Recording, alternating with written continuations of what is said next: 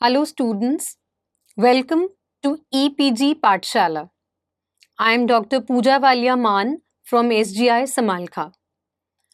Today we are going to talk on the module Service Failures and Service Recovery Strategies from the paper Services Marketing. Let us see what we are going to learn in this module.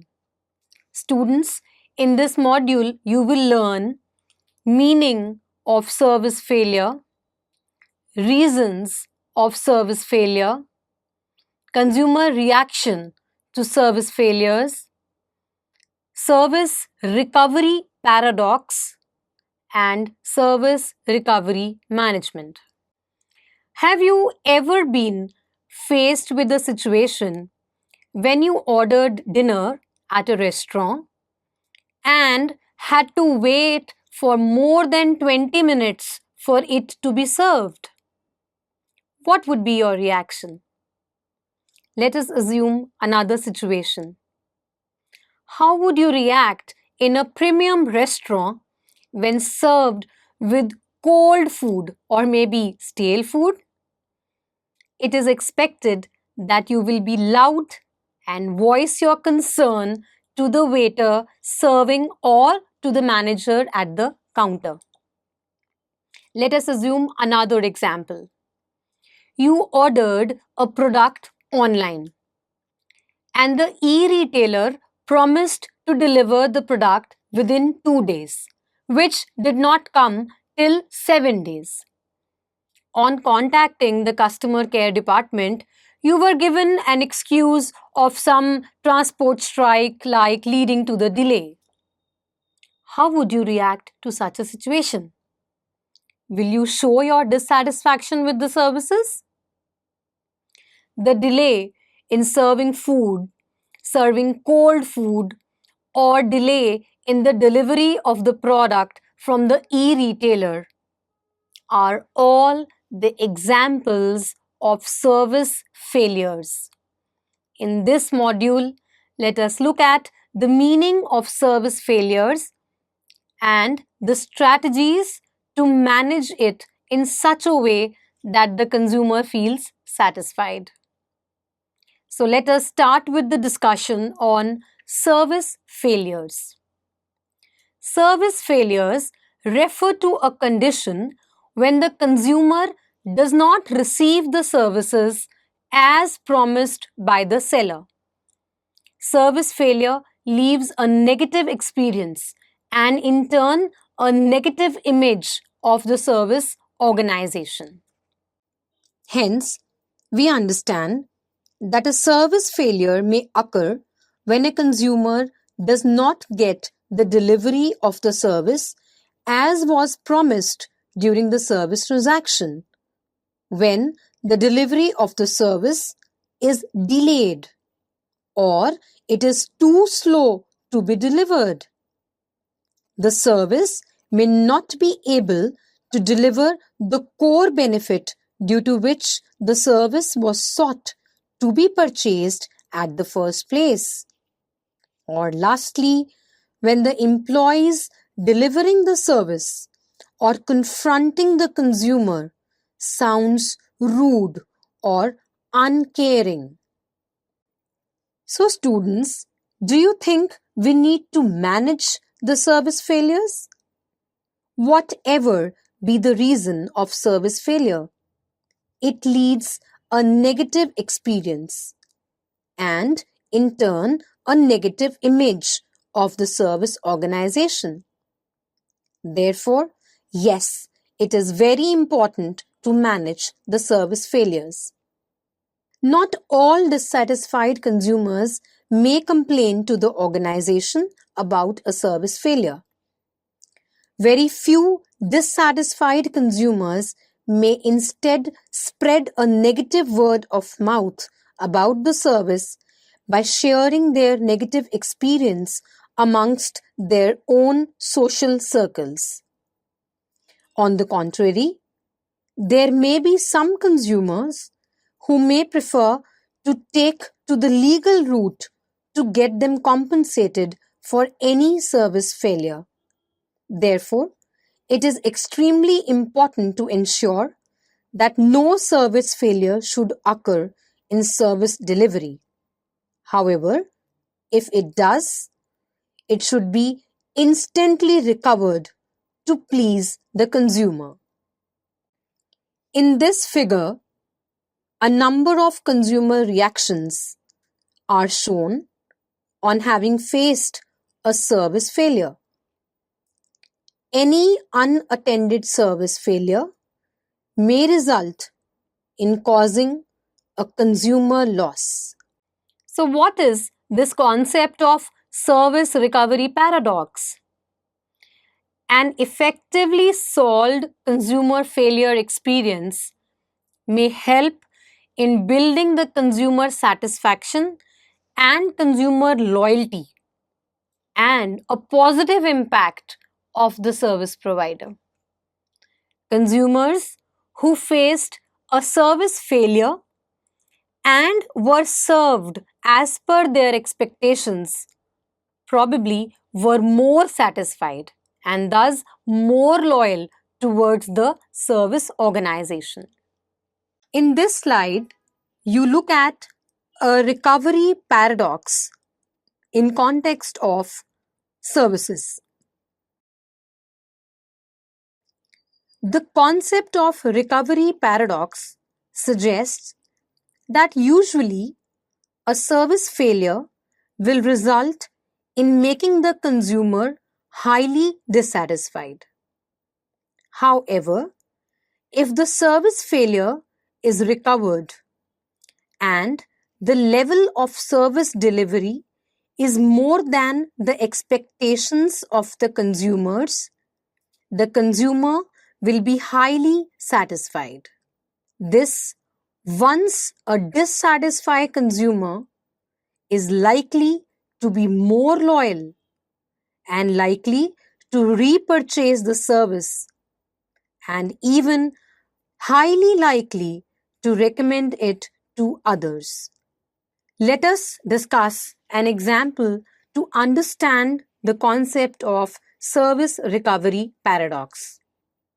Assume you order food at a premium self-service restaurant. On being served, you find the food stale or maybe unhygienic.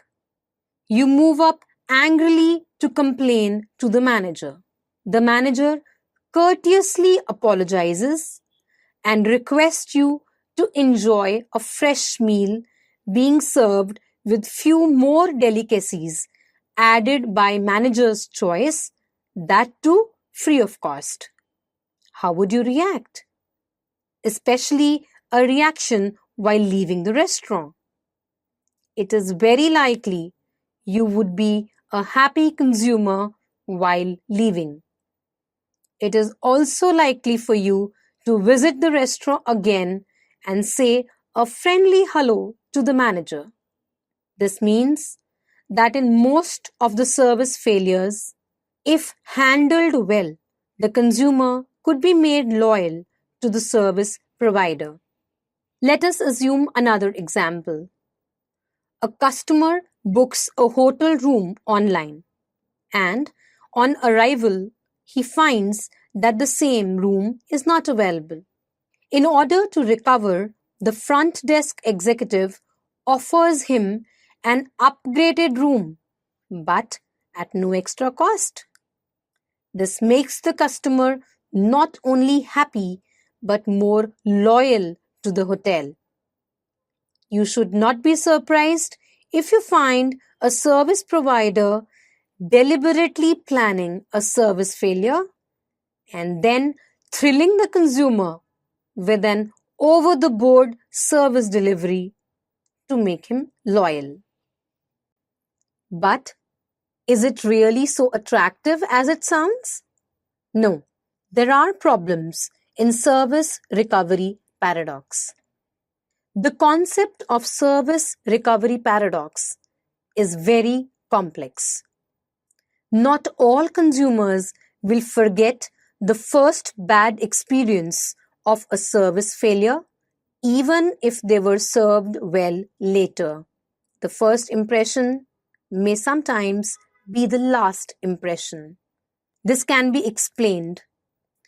Let us consider a flight delay of 3 hours for a business flyer. Even when he is looked after well during the delay, he may still not be a very pleased person if he had to miss a meeting due to the flight delay. Further, for making a consumer happy while he is complaining would require a very high level of service quality. Moreover, fixing a complaint will require more time and money of the executives. Added to all these would be the loud noise that the sulking consumer will make, influencing the perception of the other potential consumers in the proximity. Therefore, it is important to ensure delivering quality service at the first time. The service personnel must make sure that there is no cause for a service failure at the first hand. So, students, what could be the consumer reaction in face of any service failure? A dissatisfied consumer may not take any action in the event of a service failure. If he chooses to take some action, it may be of various types. The first is to complain to the service provider. Here, the dissatisfied consumer reach up to the authorities of the service provider and complain to them on the spot. Now, this is an ideal situation for the service provider to respond immediately and do the damage control. This is the situation in which a higher level of service may satisfy the consumer and avoid losing him, and also control any negative word of mouth. The second reaction could be to spread negative word of mouth. There may be a consumer who choose to speak bad about the services to, let's say, his friends and peers, thereby spreading a negative image of the service provider. Such a situation is potentially very harmful for the service organization, as the firm may not even get to know the root cause of the problem, yet face a very hostile attitude towards its services. The next reaction could be to take no action, but to stop doing business with the service provider. There may be a few consumers who may not react following a service failure, but they may decide never to do business with the service provider again in future. They may simply decide to switch to the competitive brand. But the service provider loses him as a consumer in future. The other reaction could be the level of consumer expectations. In such a situation, a dissatisfied consumer expects a decent apology from the service personnel, along with an attempt of delivering what was promised with due personal attention. These expectations exist even when the consumer is not verbally complaining. Let us talk about a very important aspect: service recovery.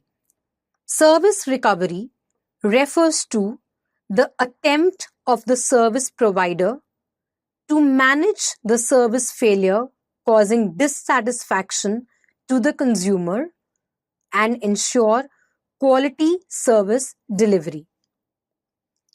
Witnessing a service failure is a very frequent incident in most of the services due to controllable or uncontrollable factors. However, Handling such a failure so that the customer is not lost is more crucial. It must be noted that a service recovery action may be initiated not only after a consumer complains, but also by the service personnel themselves coming up, if they feel that they have failed at any level in offering the quality service.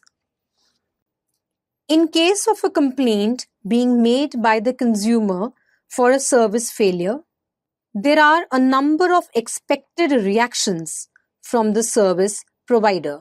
Let us talk about these one by one. The first such reaction could be the courteous confrontation.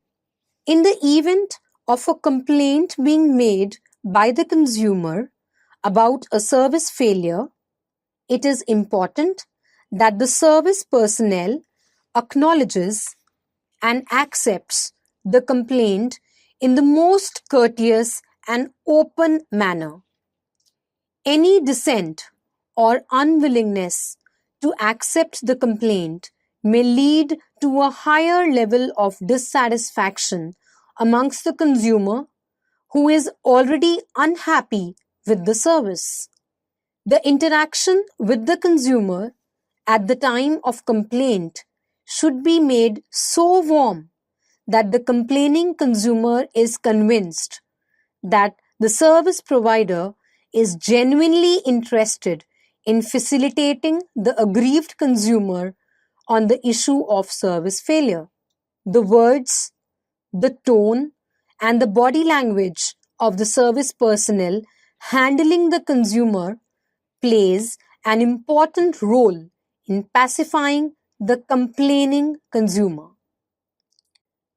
The second is the procedure of the service recovery. For the service provider, it is important to seek the details leading to the service failure in order to offer compensation to the consumer. However, the procedure involved in recording the details of the service failure and the steps involved in the offering of the service recovery should be simple and convenient, such that the consumer does not get irritated. If a complaining consumer has to follow a complicated and a long process of filing a complaint and getting a compensation, this may further add to his dissatisfaction with the service provider. On the other hand, a swift and simple procedure would be useful in doing the damage control. Next is the fair compensation. Once the service provider is convinced that there has been a service failure, it should not only be quick in offering the compensation, but should also offer a compensation which is perceived as worth the inconvenience caused to the consumer due to the service failure. For this, many a times, service organizations keep a policy ready for service recovery by laying down the principles according to which the compensation may be offered to the consumers. Policies may be designed keeping in mind the needs of the consumers' past business transactions with the company, extent of consumer inconvenience or damage due to service failure, and the financial burden on the organization. Often, the consumer would expect an apology, a discount, credit, or a refund in the event of a service failure. The service provider must identify the consumer expectations and offer a recovery accordingly. So, can there be a success mantra of any service recovery? Well, the success of service failure recovery depends upon three broad factors. Firstly, the customer relationship and association with the service provider. Secondly, the damage incurred to the consumer due to the service failure. And thirdly, the perceived level of service quality during the first time. One such element is the customer association with the service firm. The reaction of a consumer to a service failure is largely dependent upon the time since the consumer is dealing with the organization. Often, the service expectations of a new consumer is high as compared to the one who has been dealing with the organization since some time. A new consumer may be looking towards a good deal even in the service recovery, else he will be quick to switch the service provider. Since the older consumers have already experienced the service quality, they may be easy to be pleased with the service recovery efforts due to personal interaction of the past. Consumers who wish to continue dealing with the organization in future would also have lower level of service performance expectations. Service recovery in case of older consumers or in case of consumers wishing to be associated with the organization in future will be easy to satisfy during the service recovery. This is not to suggest that the service personnel should not take the service recovery efforts of an older consumers on a priority. This only suggests that they would be easy to be convinced about the uncontrollable nature of a service failure occurrence. The other element is damage caused due to the service failure. While the service organization should immediately spring into action of a service recovery to save a consumer from being lost, the level of satisfaction of the consumer directly depends upon the harm done to the consumer due to the service failure. As discussed in a previous example, if a consumer has missed an important meeting or a conference due to the flight delay with no reasonable excuse, it may be difficult to offer him a convincing service recovery. Another element is the quality of original service. This is another important aspect of success of service recovery, that is, the quality of the original service being offered. If the level of service performance was really bad the first time, convincing a complaining consumer may only make him less vulnerable, but he may be lost for any future business interactions. This is so because the consumer develops a negative attitude about the service performance standards and thus may not be willing to give it another try and therefore indulges in spreading a bad word of mouth. An important thing to discuss here is the management of service recovery. Well, while there can be no substitute of doing it right the first time, there still should be a mechanism in place for service recovery in any event of service failure. While every service provider works to deliver quality service to its consumers in order to sustain and grow, there might be some uncontrollable variables leading to a service failure. This slide shows the effective service recovery management. While there is no denying that service personnel should be well trained to do it right the first time, they should also be trained to handle a complaining consumer effectively so that neither the consumer indulges in negative word of mouth nor the future business of the firm is lost. The first is to have a feedback receiving desk.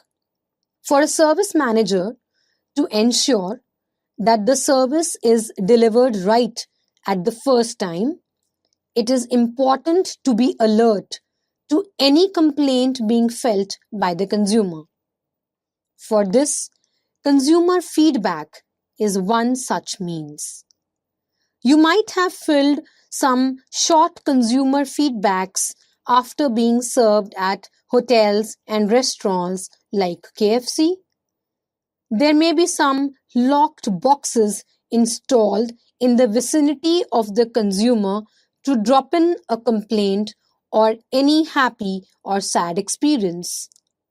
Often, the consumers support toll-free contact numbers or email IDs may also be widely publicized for the purpose of soliciting the consumer feedback. On receiving encouraging feedbacks, the service manager would be able to assess the strength of service delivery and ensure that the standards of performance are raised further. On evaluating the complaints, the service manager will have an opportunity to recover the service. The next is to have a swift recovery mechanism. The service manager must develop a quick and simple system of service recovery. The service personnel should be appropriately communicated about the process and duly trained in handling a service failure quickly and up to the level of satisfaction of a complaining consumer. The service personnel must be explained that they would have only one last opportunity to please and retain a consumer in case of a service failure, which may be caused due to any controllable or uncontrollable factor. So students, now let us summarize what we have learned in this module. Every service provider aims to serve the consumers with the best of their efforts and satisfy them as per their expectations. However, there may be situations in which the consumer is not able to satisfy his needs for which he is paying. There may also be a dissatisfaction amongst the consumers if they do not receive what was promised to them at the time of service price negotiations. Such a gap in the consumer's perception and the actual service delivery is known as a service failure. Occurrence of a service failure is not uncommon, even in old or big service organizations. These may be due to human or technical reasons, which may be controllable or sometimes uncontrollable. An intelligent service provider always develops a mechanism to foresee such a service failure and designs a service recovery mechanism to satisfy the consumer quickly and efficiently so as to retain him. Service recovery is an attempt by the service provider to satisfy the complaining consumer by compensating him with something that he values in the most courteous manner. Service personnel should be well trained to handle a service failure and execute a service recovery plan to ensure that the consumer is satisfied and retained. Thank you.